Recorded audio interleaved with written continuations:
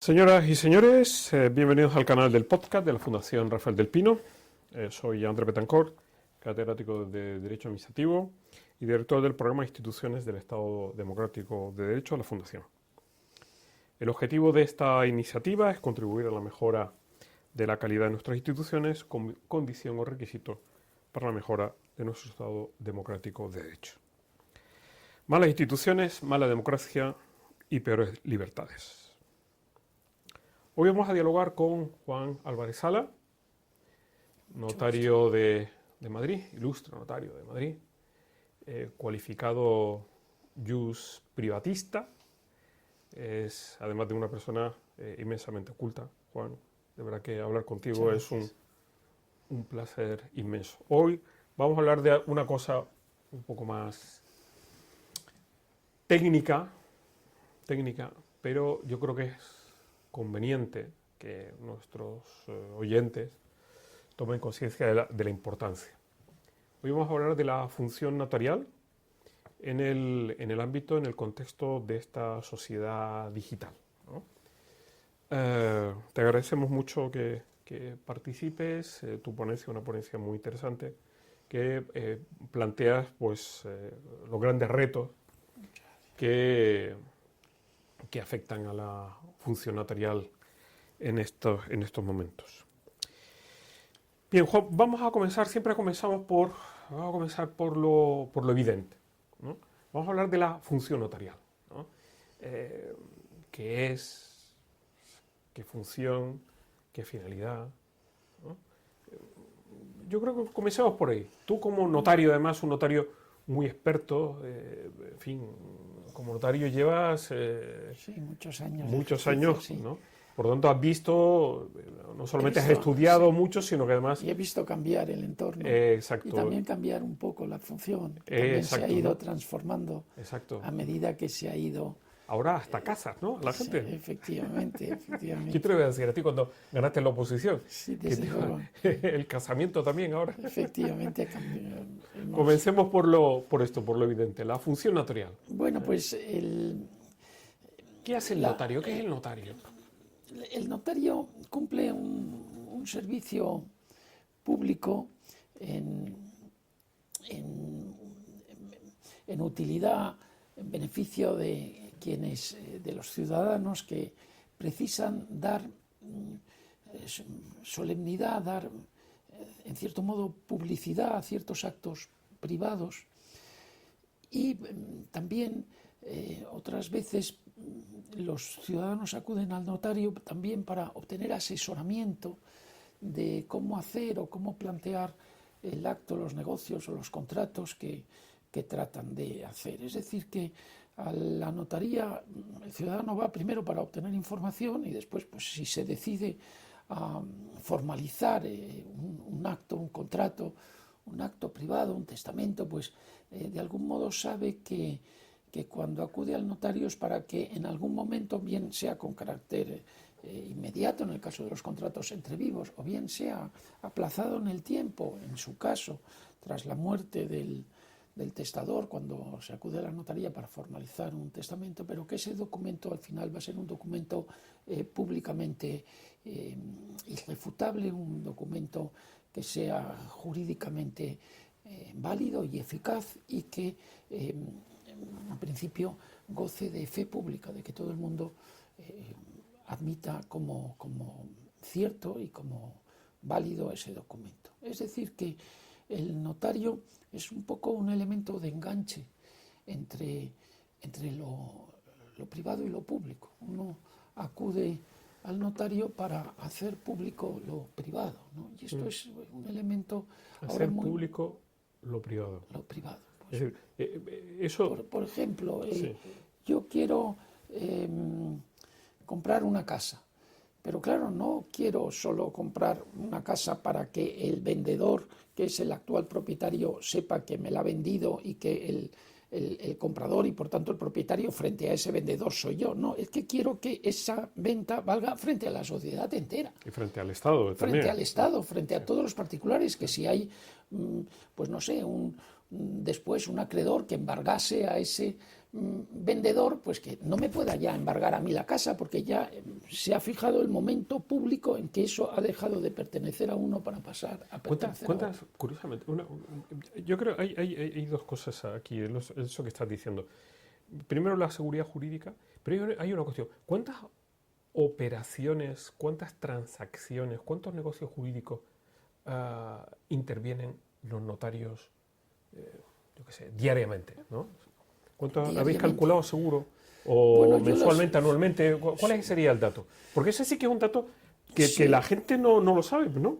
Es decir, la importancia de la participación del notario, ¿no? Un notario trabajador depende un poco también de la plaza en la que ejerzas como notario, porque claro, cuando ingresamos en el cuerpo notarial, pues vamos a notarías de pueblo, a notarías más modestas, más pequeñas, donde a lo mejor pues ese notario de entrada pues a lo mejor hace 500 documentos al año, que es como 1,5 al día o 2 al día, pero luego pues cuando va a poblaciones de más importancia pues el volumen aumenta y digamos que en una notaría de una población importante, pues lo normal es que un notario pues haga alrededor de unos 2.000 documentos al año, 2.500. Luego hay notarios a lo mejor que están mejor organizados. Multiplicado por el número de notarios que hay en España, estamos hablando de una intervención muy relevante. Sí, y además, relevante, sí. Cuanto más importante sea el negocio, más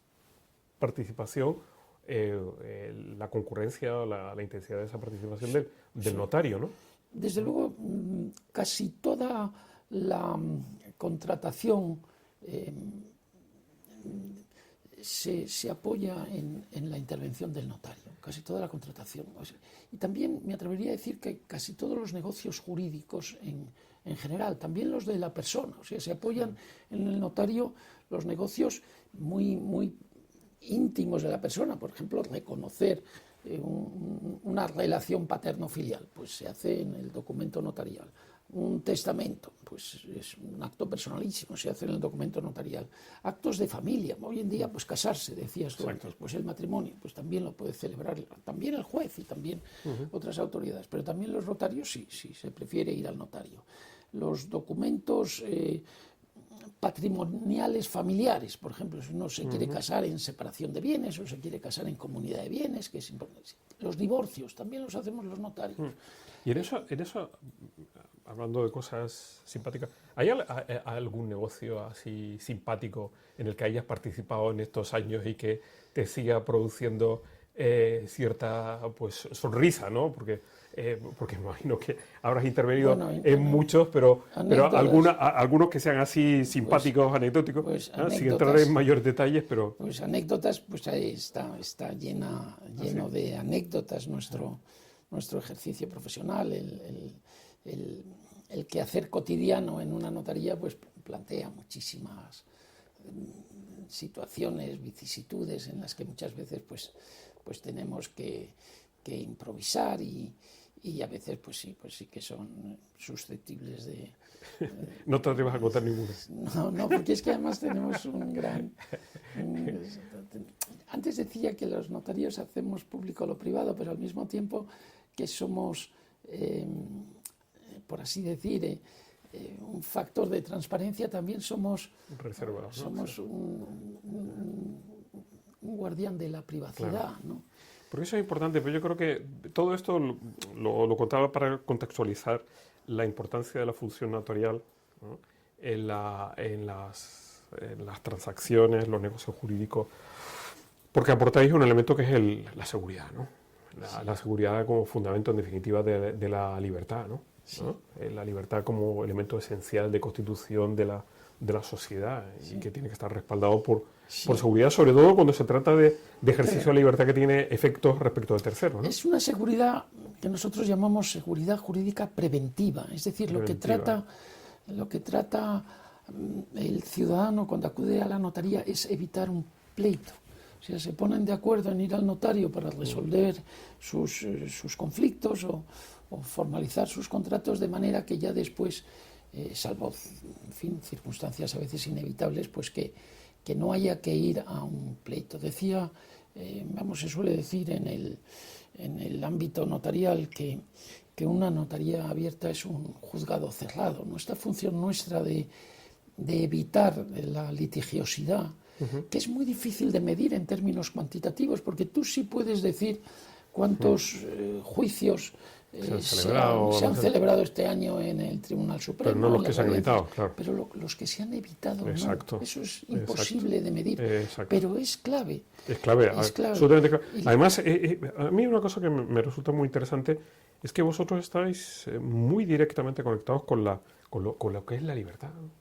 Es decir, la libertad más esencial o básica de las personas que desarrollar o establecer negocios, transacciones. Sí, ahora estás muy vinculado con lo que es... Efectivamente, ¿no? Ahora se ha puesto muy de moda en las campañas políticas de algún partido político la frase de poner el consentimiento en el centro, ¿no? Bueno, pues el notario está precisamente en el núcleo del consentimiento. Exacto. Estamos en el centro de cuando se gesta, cuando nace el consentimiento. Y somos, por así decir, cumplimos una labor de obstetricia notarial, claro, ¿no? La primera y más intensa manifestación de la libertad, que es el consentir o no. El consentir o no. Es que ese matiz es clave. Es clave.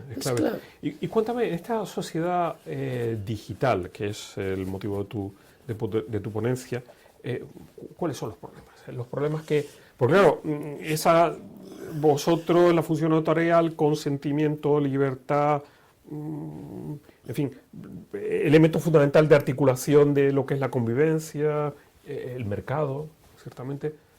Esta sociedad digital puede ser una amenaza, ¿no? Tú cuentas cuáles son esas amenazas a la función notarial. O, para ser más exacto, ¿cuáles son las amenazas de esa sociedad digital que la función notarial pretende conjurar?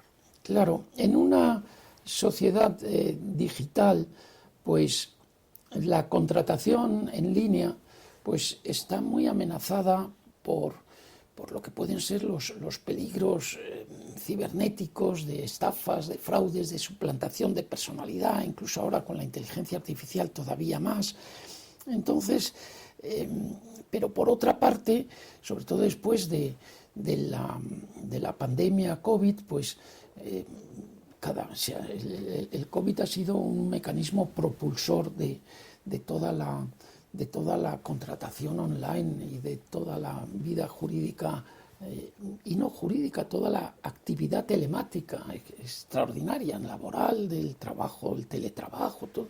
Y también pues el notariado tenía que posibilitar, dar encaje a esa demanda social de poder acudir al notario online, poder acudir al notario telemáticamente, a través de un acto videoconferenciado. Ahora nos están grabando pues a través de una grabación.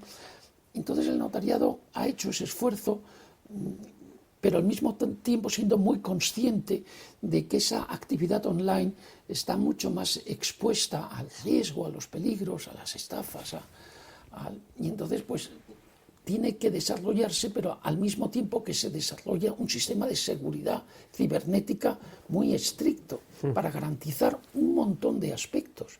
En primer lugar, la autenticidad de las personas que actúan online, y en segundo lugar, la conservación de lo grabado y luego trasladado a un documento notarial electrónico. Es decir, que ha habido una transformación sociológica y al mismo tiempo tecnológica del notariado muy importante. Sí, porque la función notarial siempre se articuló alrededor del requisito de la presencialidad, ¿no? Claro. Y el mundo digital, el mundo online, presencialidad... Hablamos ahora de una presencia remota, si vale esta contradicción. Una presencialidad remota, ¿no? Pero de todas formas, la inmediatez, muchas veces conoces a la persona, a lo mejor está en el extranjero o está enferma en su casa, no puede venir y te puedes comunicar a través de un sistema de videoconferencia y tienes la seguridad de que y a través de esta actividad online, pero en tiempo real, se produce una presencia virtual, y entonces esa presencia virtual es la que tratamos luego de reflejar en un documento electrónico, y así yo creo que también damos una posibilidad de servicio público muchísimo mayor en multiplicidad de casos en esta sociedad en la que casi todo viene regido por el imperativo de la instantaneidad, de la rapidez. Bueno, pues sí, porque es instantáneo pero no inmediato. Es decir, es instantáneo, es inmediato, pero no es presencial, ¿no? Esa disociación de la presencia dimensión, de las tres dimensiones de la sociedad. Confías en la tecnología. Claro, ¿no? confías en la tecnología. Entonces esa tecnología, por ejemplo, nosotros la tenemos ¿cómo se dice? Establecida, radicada en la página web del Consejo General del Notariado, porque claro, ahí tenemos un sistema de control, de vigilancia constante, de sistemas de copias constantes en diversas localizaciones que sean muy difíciles de atacar. Entonces, claro, lo que no podemos es prestar esa asistencia notarial videoconferenciada a través de unos canales que no nos merezcan la seguridad y la confianza que necesitamos, y esos son los que están establecidos dentro de nuestro propio sistema central. ¿Eso podría ser una solución? En fin, la función notarial en ese contexto de sociedad digital donde se ha roto con la regla de la presencialidad, donde... No se ha roto, se ha transformado. Se ha transformado, se ha transformado por una presencialidad virtual. Muchas veces nos comunicamos, incluso en aspectos privados, una conferencia, una teleconferencia con los hijos que a lo mejor están estudiando en el extranjero, pero los vemos todos los días. Y esa conexión presencial online es fundamental, mucho mejor eso que no verlos. Exacto. Entonces, pues, es superior esta presencia que tenemos tú y yo ahora. Exacto. Hay muchos más riesgos en una presencia online, pero es peor no tenerla, que no haya ninguna, ¿no? Entonces, a través de esa presencia, esa presencia virtual, con una serie de requisitos, de garantías, de medidas de seguridad, pues se puede conseguir muchísimas. Mira, Juan, para ir terminando, a modo conclusivo, la función notarial se ha adaptado a la sociedad digital. Primera cuestión, y al hilo de esto, ¿qué es lo que la función notarial le queda por hacer para realmente adaptarse a ese mundo, o no va a ser posible? Claro, sí. Yo creo que la función notarial, como otras tantas funciones, la registral también, nos hemos adaptado a la era digital. Nos hemos adaptado. Lo que pasa es que la era digital está en profunda transformación y tenemos que seguir adaptándonos. Y es un proceso que no termina. Y es un proceso que plantea dificultades que hay que ir salvando. Ahora, pues, cualquier persona dedica muchísimas horas al día a Internet y a las redes sociales, y tiene una presencia online en su vida importantísima. A veces más horas dedica a Internet que a las relaciones humanas directas, ¿no? Y toda esa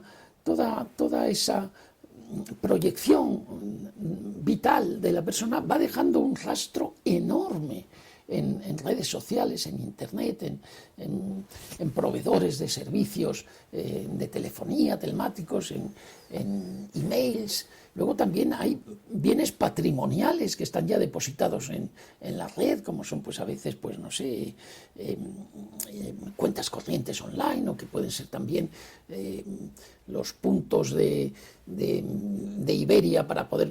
tienen un contenido patrimonial, o puede haber un ahorro en criptomonedas que a veces tienen una importancia económica enorme. Las apps, las cadenas de... ¿Cómo se llaman?